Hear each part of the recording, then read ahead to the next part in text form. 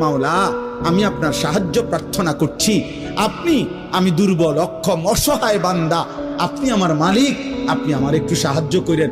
আপনি দয়া করিলে আমি সেজদাও দিতে পারবো, আপনি দয়া করিলে আমি হুকুমও মানতে পারবো, আপনি দয়া করিলে আমি হারাম থেকেও বাঁচতে পারবো, আপনি দয়া করিলে আপনার গোলামি আমি করতে পারবো। খোদার কসম, হাদিসে আছে, আল্লাহ বলে, বান্দা যদি কেউ দিল থেকে সূরা ফাতিহার মাধ্যমে আমার কাছে চায়, বলি আব্দি মা সাআলা, আমি আল্লাহ বললাম, বান্দা আমার যা চাইলো আমি আল্লাহ। মাওলা, আমি আপনার সাহায্য প্রার্থনা করছি। আমি দুর্বল, অক্ষম, অসহায় বান্দা। আপনি আমার মালিক, আপনি আমার একটু সাহায্য করেন।